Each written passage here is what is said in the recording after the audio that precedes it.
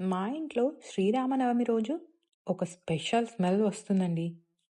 Jaggery, elaichi, అలాగే black pepper powder అన్నీ కలిపి ఆ పానకం స్మెల్ అయితే భలే ఉంటుంది.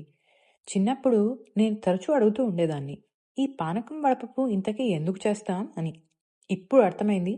ఇది ప్రసాదం మాత్రమే కాదు, దీని వెనక సైన్స్ కూడా ఉంది. ఒక ట్రెడిషన్, ఒక డివోషన్ కూడా. శ్రీరామనవమి యూజువల్లీ సమ్మర్లో ఉంటుంది కదా. మన బాడీ బాగా హీట్ ఎక్కువ ఉంటుంది.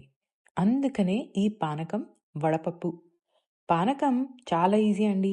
మనకు కాస్త బెల్లం, మిరియాల పొడి, సొంటి వీటి వల్ల బాడీ అయితే హీట్ తగ్గుతుంది. కూల్ కూడా చేస్తాయి బాడీని ఇవి. అండ్ డైజెషన్ కూడా ఇంప్రూవ్ అవుతుంది. అండ్ వడపప్పు ఇక నానబెట్టిన పెసరపప్పు. ఇది లైట్ ఆన్ స్టమక్, అలాగే ప్రోటీన్ రిచ్ అండ్ హీట్ని కూడా బ్యాలెన్స్ చేస్తుంది. ఇది మన యాన్సిస్టర్స్ డిజైన్ చేసిన పర్ఫెక్ట్ సమ్మర్ ప్రసాదం అండి. ఫస్ట్ అయితే పానకం ఎలా ప్రిపేర్ చేయాలో చూసేద్దాం. కాస్త బెల్లం, అలాగే ఇదిగోండి ఇలాయచీలు ఇలా తీసుకొని పొడి కొట్టుకోవాలి. అలాగే మిరియాల పొడి, తర్వాత సొంటి అంటే డ్రై జింజర్ పౌడర్, ఇంకా నీళ్లు. అంతే అండి. ఇక ప్రాసెస్ అంటారా, ఒక గిన్నెలో నీళ్ళు వేసుకొని ఆ తర్వాత బెల్లం కలుపుకొని అది డిజాల్వ్ అయిన తర్వాత ఇలాయచీ పొడి, అలాగే మిరియాల పొడి, కాస్త సొంటి యాడ్ చేసి బాగా కలుపుకొని పక్కన పెట్టేసుకోండి. ఇక ఆ తర్వాత వడపప్పు తయారు చేసుకోవాలి. వడపప్పు అయితే ఇంకా ఈజీ అనుకోండి.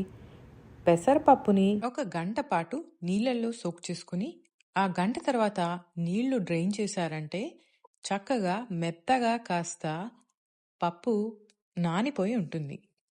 అయితే దీన్ని ఇలాగే యూజ్ చేసుకోవచ్చు. లేదా ఇందులోకైతే కొంచెం కోకోనట్, కొంచెం మ్యాంగో, తర్వాత బెల్లం లాంటివి కూడా యాడ్ చేసుకోవచ్చు. మేమైతే దాన్ని ఇలాగే తినేస్తామండి. ఈ రెండు ప్రసాదాలు సింపుల్గా కనిపించినా చాలా డీప్ మీనింగ్ ఉంది వీటిలో. మన బాడీకి కూలింగ్ అండ్ మైండ్కి శాంతి అండ్ బాడీకి ఎనర్జీ ఇవ్వడం వల్ల ఇలాంటి ప్రసాదాలు ఎంతో ఇంపార్టెంట్. శ్రీరామనవమికి మీరు ఈ పాటికి ట్రై చేసి ఉండకపోతే ఇది మామూలుగా అయినా చేసుకుని పానకం అయితే తాగొచ్చు. మీరు కూడా మళ్ళీ మళ్ళీ శ్రీరామనవమికి ఇలా పానకం వడపప్పు చేసుకుని తింటూ దైవారాధనలో చక్కగా మునిగి తేలండి. జై శ్రీరామ్.